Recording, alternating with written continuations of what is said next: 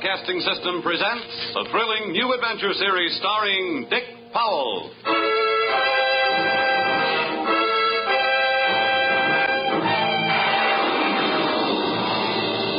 I'm an insurance investigator. My name is Johnny Dollar. What?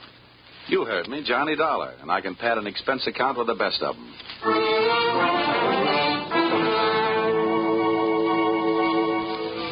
Yep, I'm a freelance insurance investigator, and I live in Hartford, Connecticut. At least that's where I pay rent. My work sees to it that I really live anywhere, except at home. If you're interested in buying me Christmas presents, I take a size 42 suit. Shirt's 15.5 collar, sleeve length 33. My hat size is 7 1/8, except when I wind up a successful case. Then it runs about 7 3/8. At insurance investigation, I'm just an expert. At making out my expense account, I'm an absolute genius.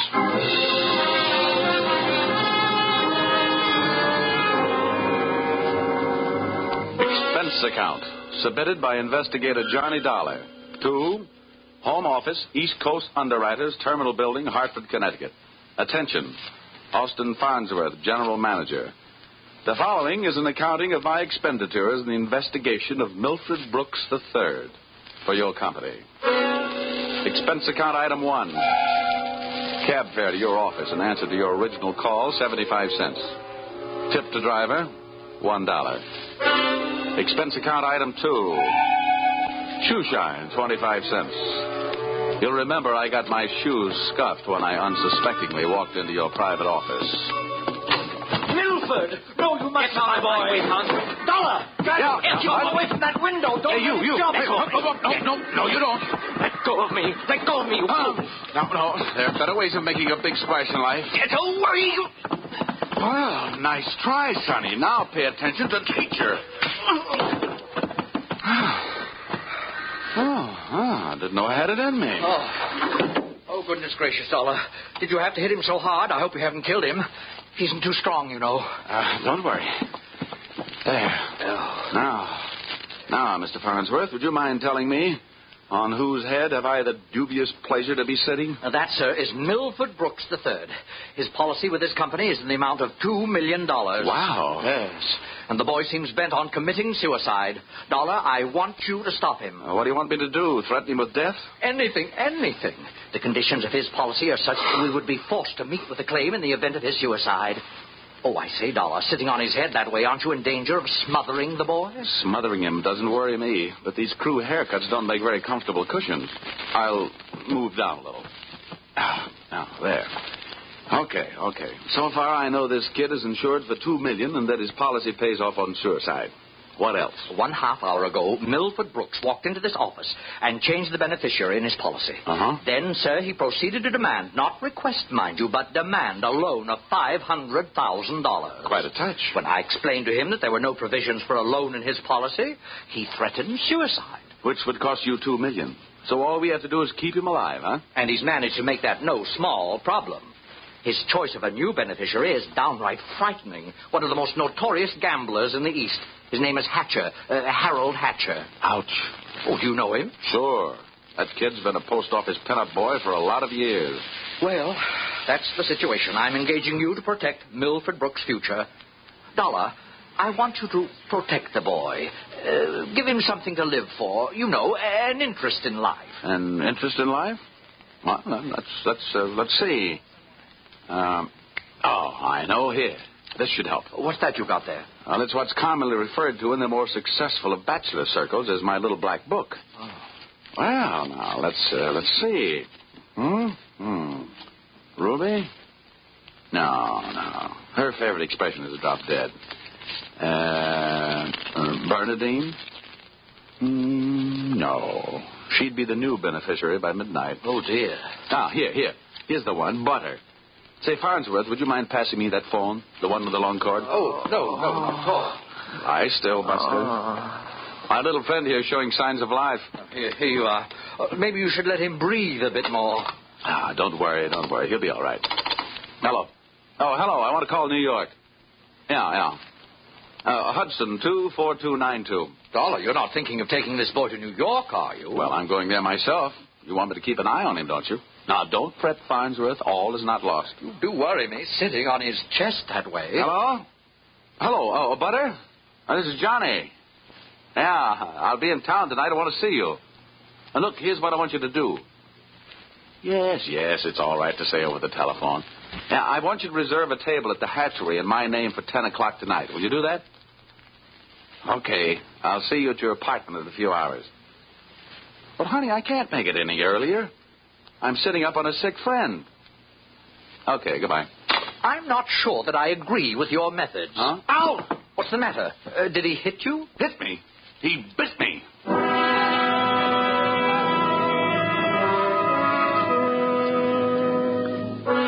Expense account, item 3. Liquor, $18. Keeping Milford Brooks III peaceful seemed to be the immediate problem. And a bottle of rare old brandy seemed to be the immediate answer. I poured most of it into him, and by the time he started to tick again, he'd gone through the unusual process of going to sleep sober and waking up enchanted. I loaded him into my car, and we headed for New York. As we passed through New Haven, he opened one eye, looked up, saw the Yale bowl, and gave 3 cheers for old Eli. Ray, Ray, Ray. Oh, old Yale would sure be proud of you. Why anybody would want to insure you for $2 million is more than I can figure. My daddy loved me very much, and my mother loved me very much. Now, that's nice. And not only that, but I love somebody very much. And not only that, but I hate somebody very much. That's interesting. You know something? Next to one other guy, I hate you more than anybody else. Oh, here, lover boy, it's the cocktail hour again. Time for your bottle.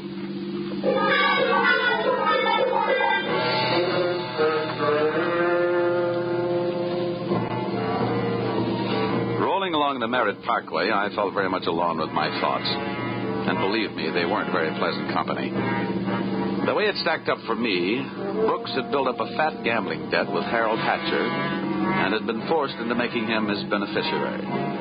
The suicide threat that he was holding over the insurance company was a little tougher to figure, unless he was trying to finance a trip for himself to get away from the man with a murder motive, Hatcher. My hungry little mind nibbled away on those unsavory morsels of food for thought all the way to Butter's apartment.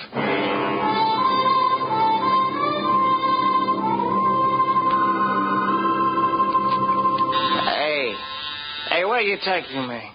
I want to go to New York. If you don't behave, Buster, I'll punch your ticket. Johnny, darling, welcome to New York. Well, that's the fastest trip I ever had. Quiet. Well, where did you find this? In a box of Cracker Jack. Let us in, dear. I don't know about you. Some men bring me flowers, some bring me candy. What do you bring me? A boiled owl and a Brooks Brothers suit. Pleased to meet you. Let's trot him into the bedroom, honey. You'd look more at home in the bathtub. Let me pull down the cover. All right. Now, come on, Buster. Lie down. Charm. That kid's liquor sure can hold him. How long have you been playing nursemaid to this bottle baby? Get behind that bar, sweet, and I'll tell you all about it. Sure. Horrible examples don't seem to bother you, do they? If you knew how that guy has been bothering me. What did he do to you? Well, let's just say he put the bite on me. Oh, gosh, the river sure does look pretty tonight. Bourbon and soda? Now, please, anything but brandy. I've been sniffing that second hand all the way from Hartford. Butter, see that big boat out there? Mm-hmm. Oh, I sure would like to be on it. With you, sailing off to faraway romantic places. Get with it, darling. That's the 125th Street Ferry. Oh. Here's your drink. Come on now. Tell Butter all about it. So, friend Bourbon and I proceeded to tell her all about it. It wasn't easy. Everything about her kept flagging down my train of thought. The longer she looked at me, the less I wanted of Milford Brooks III, and the more I wanted of beautiful Butter the first, and only. She was a sympathetic listener to my story until I gave her the answer to her first and only question. And where do I fit into all this? Well, baby, I thought you understood. My job is to give this poor misguided boy something to live for. That's you. Well. Now, honey, hold everything. Don't go getting your corn all popped. You misunderstand. I really mean it. I thought if he'd just got a look at you and realized that things like you exist, why, you'd make any man glad to be alive. Oh, come on now, Butter. Melt a little. I wouldn't let anything happen to you. You know that. Did I hurt you? Oh, no, I'm getting used to it. People have been taking pokes at me all day. I'm sorry. Ah, that's better. You want some more bourbon? I want some more you. Well, help yourself.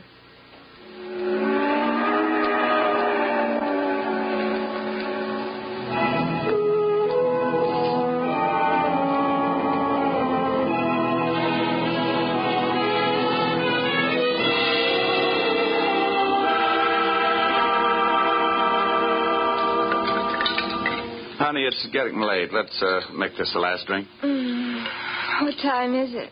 Oh, it's 20 to 10. Oh. My reservation at the hatchery is for 10. Here.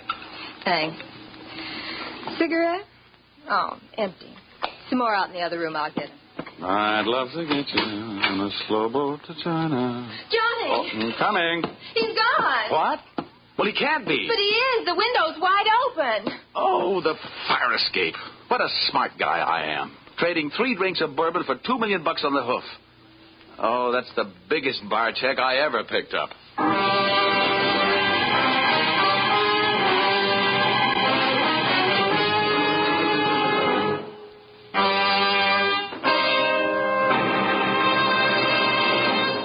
That's a big bar check for anyone to pick up.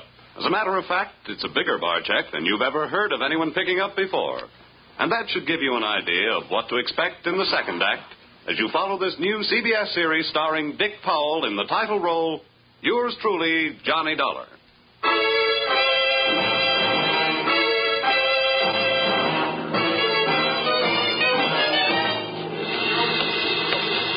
Well, nobody could say I wasn't working fast.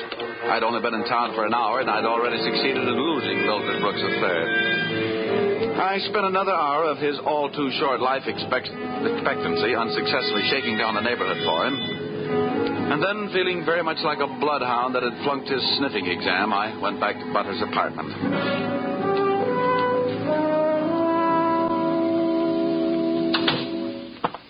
No luck, Johnny. Oh, sure, plenty of luck. All bad. Is there anything I can do to help?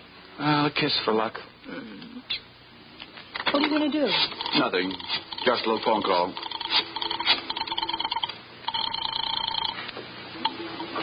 Police headquarters. This is Johnny Dollar. Give me missing persons. Any particular one? Don't be a wise guy. Lieutenant Fisher. Yes, sir. Lieutenant Fisher. Fisher, this is Johnny Dollar. Hello, Dollar. Who'd you lose? One man, my mind, and if I'm not careful, my professional reputation. The guy's name is Brooks, Milford III. Got anything on him? Hold on. All right. Oh, don't look at me like that. It wasn't all my fault. Dollar, Yeah? we haven't found him yet, but we think we know where he is. Huh? The Hudson River. At 11:15 tonight, his top coat, complete with identification, was found taking a ride on the 125th Street ferry. Oh. Anything else? Nothing much. A package of matches was found under the coat, monogram. You don't happen to know anybody whose initials are H.H., do you? H.H.? Yeah. There's always Horace Height. Wise. Thanks, Fisher. I'll check back with you later. I'll be. H.H. Harold Hatcher. What are you mumbling about? Bad news? Looks like about $2 million worth. They found Milford's coat on the 125th Street ferry.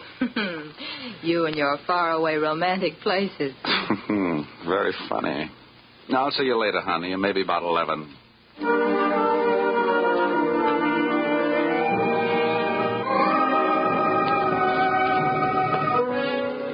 Expense account, item 4. Nightclubs. $28. Harold Hatcher's hatchery was in a cellar under a hotel, but the prices were high enough to rate a penthouse. The club was draped in too much satin, its lady customers in too little. The decor was French provincial, the music was Brazilian, and the food was from Dixie. The drinks looked weak and the waiters looked strong. All in all, the joint was a sight for sore eyes, for making them sore. The only pretty thing in the place was a blonde. She came strolling up to my table, her hips unconsciously sending subtle little messages back to the rumba band. She opened her mouth, slid her tongue over her lower lip, and let a few warm, soft words slide out. Looking for someone? Well, you'll do until the real thing comes along. Sit down. Thanks. I won't have a drink. I didn't ask you. My name is Janelle. Janelle? Wow, that's a nice name. I understand you were asking about Mr. Hatcher. Well, I asked if he was in. The waiter said he wasn't. Do you know him? More than somewhat. What do you want to see him about? A mutual friend, Milford Brooks. Uh-huh. I know most of the quiet-clothes boys around here, so you want a cop. You don't look like the type that would be a society friend of the Brooks family, so what are you? I'll ignore that. Is Hatcher around? He might be. Then come on. Where's his office?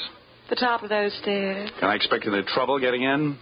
You won't have any trouble. How do you know? Because Harold sent me down here to look you over. Oh. I think you're all right. So, I won myself the good housekeeping seal of approval, huh? Keeping house with you would meet with my approval. I ran for my life, at a slow walk up the stairs. When I located the door to Hatcher's office, I knocked once and went in. Come on in. Thanks. So I'm Johnny Dollar. I was hired by East Coast underwriters to protect the interest of a kid named Milford Brooks III. Oh, what's that supposed to mean to me? You know him, don't you? Well, he isn't exactly one of my boozing buddies. How much money does he owe you? Yeah, we've got him on the books for a few bob. Why? They picked up his top coat tonight on the 125th Street ferry. He wasn't in it. It might have been suicide, or it might have been a knockover. It made it look like a suicide. What's your choice? What do you get off asking me about my choice? Where were you between 11 and 11:30 tonight? What's it to you? I thought you might like to rehearse some answers. The law will be asking some questions real soon now. I don't know why I should tell you, but I was driving around in my car getting some air. Oh, now you'll have to do better than that. They found one of your match folders under Brooks' coat. You're out of your mind. Let me ask you. The kid owed me a couple of $100,000. You think I'm going around knocking off my own assets? Hatcher, I don't know whether you're stupid or bright. Don't worry about it. I know. What about that insurance policy? What insurance policy? Now, look, Hatcher, we're big boys. We both know that changing a beneficiary in an insurance policy is a legal transaction. That means witnesses. That means it isn't secret. What are you talking about? That you and East Coast underwriters and I know all know that Brooks made you the beneficiary in his policy and that you stand to come into $2 million when they fish out his body. I don't know anything about it. Motives don't come much bigger. I'm telling you, this is all news to me, and you and nobody else is going to make me move off that story. I feel the same about mine. It doesn't take a genius to know that Brooks didn't love you $2 million worth. There's only one logical reason for his making you the beneficiary. You forced him into it. Who'd believe anything else? Who cares? They'd have to prove it. And brother, that can't be done. Now, how would you... Yeah. Okay, Rocky, thanks for the news. Take the inspector into the bar and buy him a drink. I'll be right down. Dollar, did you turn me in? They're here, huh? Yeah. No, I didn't turn you in. I'm not a cop. Well, come on. Maybe they just want to sell me some tickets to the policeman's ball. For a guy in a hot spot, Hatcher was certainly a cool customer. I followed him out of the office, down the stairs, and back into the club. Janelle was sitting there right where I'd left her. And I thought to myself, now there's a gal who should never sit down. She looks so pretty standing up. Janelle, buy Mr. Dollar a drink. I have to go play 20 questions with some fellas in the bar. Sure, baby. Anything you say. Anything. I'll see you, Dollar. Yeah. How'd you make out? Well, you can never tell about a guy like that. He's a smart boy, strong, silent type. Wouldn't talk, huh? A real close-mouth act. About what? Oh, just a little doodad. $2 million life insurance policy. Wait a minute. That young Brooks kid? That's right. I knew it. Tried to tell him he'd get into trouble, but he wouldn't listen to me. Oh, you knew about it, huh? I suppose you also know what was behind it. Sure, Milford owed him some money. A lot of money. It's in writing. What kind of writing? The personal note that Brooks was going to get back if he made Harold beneficiary. Well, where is this note? Do I look like the kind of girl who'd put the finger on her boyfriend? You look like the kind of girl who'd do anything if she wanted to. Thanks. I'll give you a slight hint. It's in his office. You'll find it in the inside pocket of one of his suits in the wardrobe. What are you waiting for? I'll watch the bar. Nothing, sweetheart. Nothing at all.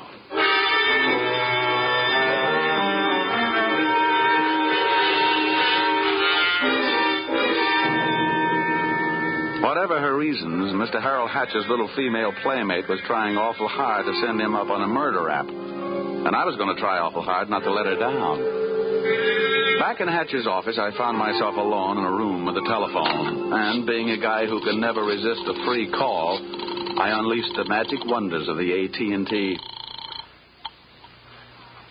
This better be you, Johnny Dollar. Shh, quiet, Butter. I've only got a few seconds. Seems that's all you ever have for me. Now, if you Look, Angel, just another hour. I'll get you a nice present. I don't care if you're another century. And as for presents, the last one you brought me was a drunk, and you even let him get away from me. Good night. Life presents a gloomy picture, ever downward toward the tomb.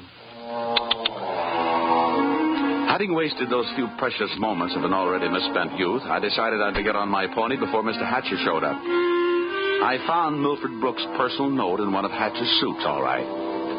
As a matter of fact, I found something in all his suits. A great big glimmer of light.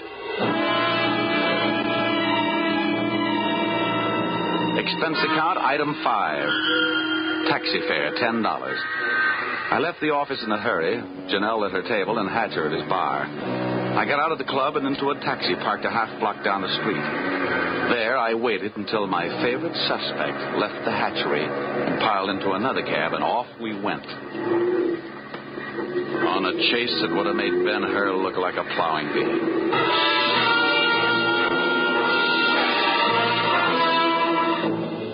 We skittered over to Lexington and headed uptown. At 72nd, the cab turned right and pulled to a stop. My driver was on his toes, and his toes were on his brake.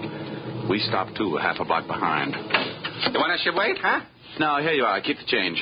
Hey, thanks.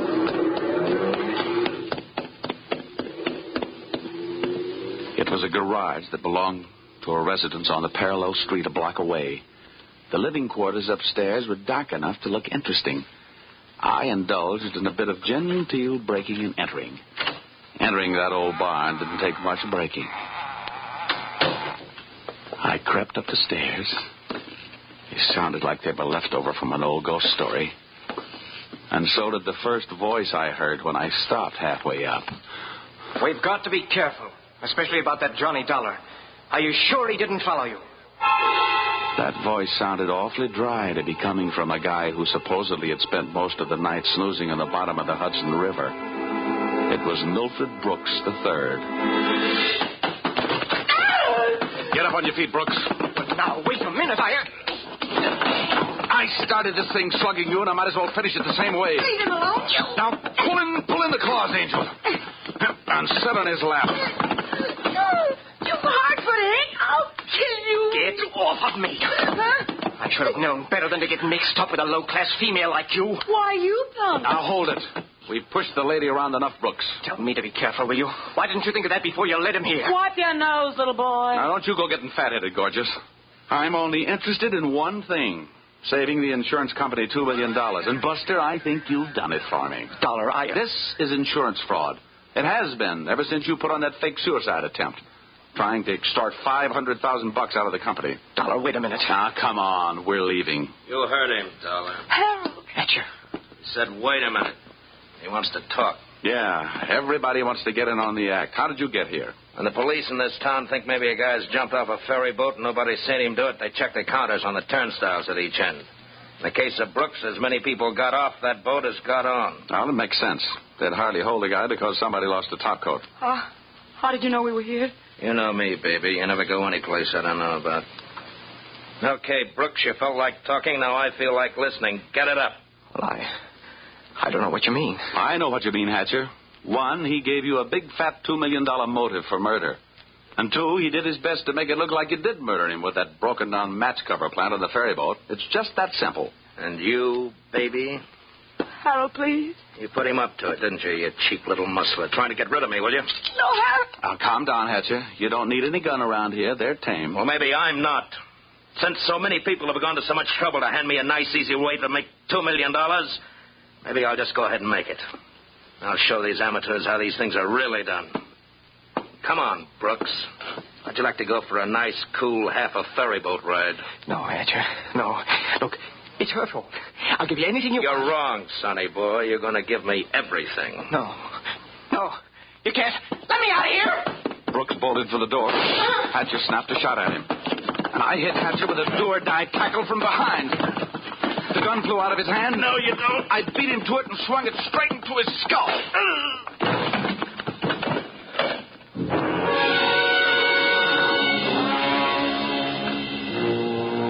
Half the people were lying in the room bleeding. Brooks from gunshot, Hatcher from gun butt. And Janelle and I both stood there panting. But believe me, not for each other. We stood that way until the police arrived.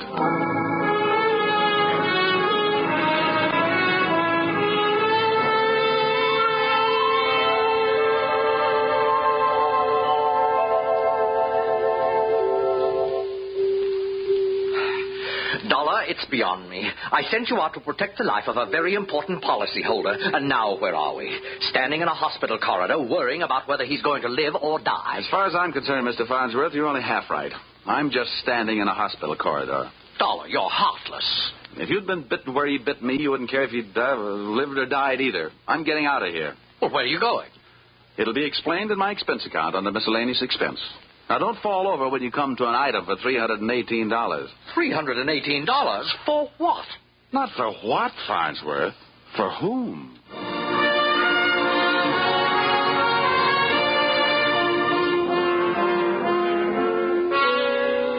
Expense account total. And it all adds up to a little matter of $1,182.23. Which you may say, Mr. Farnsworth, is a lot of money for one man to spend in 2 days. But you must bear in mind that the amount at stake was $2 million. And you know the price of steak these days. It might comfort you to know that I just returned from the hospital. Brooks was strong enough to make a full statement, which you will find enclosed. This in itself should prove sufficient to establish evidence of attempted fraud against your company, allowing you to immediately avoid his policy. It boils down to one sentence, to wit. Brooks and Janelle wanted to get rid of Hatcher so that they could live happily ever after. Knowing those two, they never had a chance. And oh, yes, that miscellaneous item, the one for $318, it was a bracelet for a certain party who made this special investigation for me very special. Oh, if you want a receipt for this item, I'll send you a lock of her hair. Yours, truly, Johnny Dollar.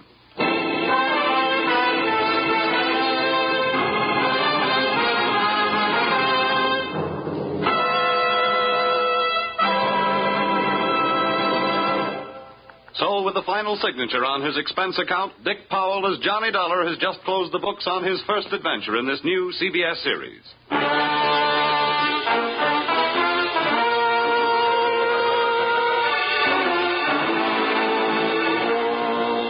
Be sure to tune in again next week when the expense account covers Special Investigation Singapore, another unusual adventure starring Dick Powell in... Yours, truly, Johnny Dollar.